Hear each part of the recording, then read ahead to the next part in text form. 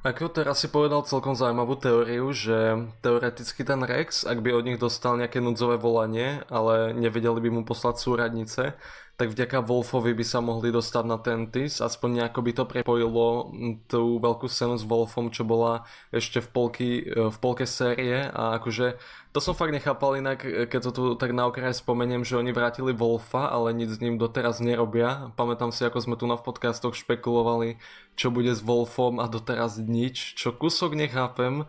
Namiesto toho sme tu mali dosť také výplňové epizódy miestami, takže to je kúsok divné na tom tempe seriálu, ale to už je od prvej série, takže k tomu sa ešte možno dostaneme, ale ak sa mám ja vyjadriť k tomu koncu, mne sa strašne páčila tá napätá scéna a normálne som až nechcel, aby to skončilo takto skoro, lebo už máme pred sebou posledné dve epizódy a akože ideme skončiť. No neviem, z toho som kúsok na váškach, ale ten koniec ako taký sa mi páčil. No a my teraz poďme k spomínaným teóriám, čo sa týka 14. epizódy, ktorú dostaneme túto stredu. No a už je to predposledná epizóda, čiže malo by to fakt vo veľkom setupnúť to finále. Ideme už na Tentis, čiže ďalší diel môže byť technicky celý na Tentise. No a epizóda 14 sa teda volá Flash Strike, čo v preklade by som mohol povedať, že bleskový úder alebo niečo také. Možno to znamená to, že kloni Bad Batch bleskovo zaútočia na Tentis, hej, a bude tam nejaká veľká akcia. Matej, čo by si ty chcel vidieť v ďalšej epizóde a čo si aj realisticky myslíš, že uvidíme? No tak pravdepodobne, čo by som ja chcel vidieť, tak je nejaký rozumný spôsob, akým sa budú diať tie veci na Tantise, ale lebo však všetci vieme, že tam smerujeme. Čo by som napríklad nechcel vidieť, je nejaká úplne divná odbočka, ako sa Rex dostáva na Tantis celú epizódu, len aby sme proste stretli Bad Batch akože priamo vo finále, ako súbežne tam príde Bad Batch a súbežne Rex. Tak, lebo aj také niečo sa môže stať reálne, už sme mali také problémy napríklad v Mandalorianovi, kde si celú epizódu proste vynechali, alebo čo v Mandalorianovi, pozrite sa na ten Book of Boba Fett, kde doslova celá jedna epizóda patrila Mandovi a robil tam proste nejaké veci, aby došiel na nejakú občiansku vojnu. Tak to isté sa môže stať tu, takže to je vec, ktorú by som nechcel vidieť. A vec, ktorá si myslím, že sa stane, je, že budeme pokračovať tam, kde sme skončili a nejakým spôsobom teda budú chlapci Bad Batch musieť vymyslieť nejaký infiltračný plán, kým cestujú na ten Tantis. A tam by im mohol pomôcť dosť vlastne Trefa, aby som bol korektne slovenský, ktorý vlastne to zariadenie nejakým spôsobom pozná, vie aspoň zhruba, čo by ich tam mohlo čakať. Tým pádom mohli by sa na to nejako pripraviť, ale už len tým, že je to tak strašne dôležité utajované zariadenie, si myslím, že na to proste sami nebudú stačiť a niekto tam proste bude musieť prísť, čo je zase argument, ktorý podporuje moje naštvanie na tú misiu a tak ďalej. Takže mám s tým takéto problémy, ale minimálne určite očakávam, že celú tú epizódu venujeme naozaj tomu, ako sa tam budú infiltrovať.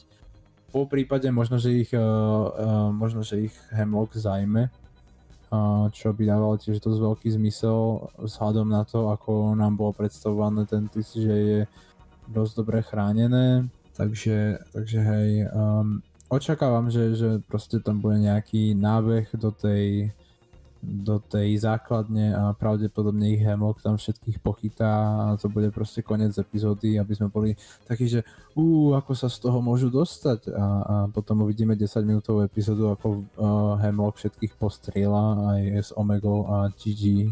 Nie, akože takto určite nedopadne tie posledné dve epizódy, ale bolo by to vtipné a chcelo by to nejakých fanúšikov, ktorí sú dobrí v animácii, aby niečo také spravili, pretože by to dávalo väčší zmysel než to, čo uvidíme pravdepodobne. Ale možno, že budem prekvapený niečím a na podcastoch o finále sa budem baviť trošku v inom tóne, ale dosť sa bojím, že nie. Takže asi tak. Asi ani nemám nejaké iné teórie o tom, čo by sme tam reálne mohli vidieť.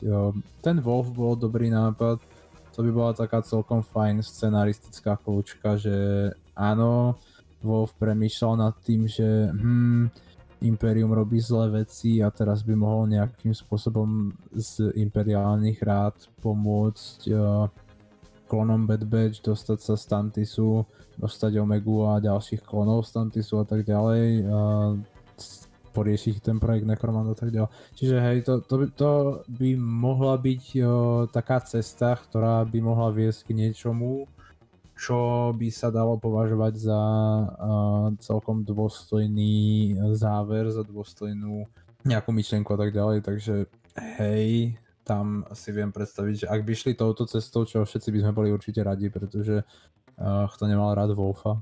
A akože on sa vyskytol fakt v málo epizódach, ale to nevadí. A aj tak si myslím, že je tak špecifický tým dizajnom, že si Wolfa fakt veľa ľudí zapamätá a tak. Takže by sa na neho aj mohli tešiť, čiže to by dávalo zmysel aj z toho fanservice hľadiska. Takže uvidíme, no. No tak, to je celkom zaujímavá predstava o ďalšej epizóde. To s tým postrelaním hlavných postav, to úplne neviem. A to sa mi zdá, že sme aj riešili v jednej našej teórii v tomto podcaste, že či zomrú všetci členi Bad Batch, ale veľmi unlikely vec. Každopádne som zvedavý, ako by vysvetlili, ak by všetci prežili, že čo robili potom, lebo nedáva zmysel, že by sa neskôr nepridali k povstaniu a tak podobne. Podobný problém má aj napríklad Rebels, čiže k tomu všetkému sa podľa mňa dostajeme tak o 2 týždne. Máte sa fakt na čo tešiť, ale keď sa vrátim a ja poviem nejaké teórie alebo veci, čo očakávam od ďalšej 14. epizódy, no tak ja si myslím, že táto epizóda by mala mať nejakých tiež 25 minút, ako sme zvyknutí, čiže nečakal by som niečo úplne obrovské. Ja si myslím, že veľké problémy nastanú už teraz, ako sú v hyperpriestore, pretože môžu detekovať loď klonov Bad Batch, môžu to chcieť prešetriť a hneď sa to nejako zvrtne tam. Echo je stále uväznený na lodi nepriateľa, čiže teoreticky, ak sa tie lode v atmosfére rozdelia, no tak môže sa stať práve to, čo Matej spomínal, že Hemlock zajme teda aspoň Eka a možno tu budeme mať nejaký plot twist, že niečo urobia s Ekom, neviem, niečo na ten štýl.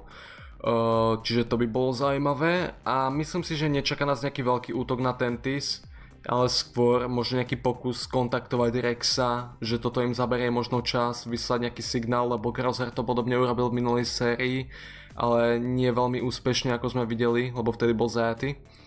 A čo by som ešte spomenul, Rampart podľa mňa je možné, že bude robiť problémy a ak budú v situácii, že Imperium ich bude prenasledovať a nebudú brať väzňov, tak asi im proste bude pomáhať, neviem síce veľmi ako, ale nejako im asi bude môcť pomôcť.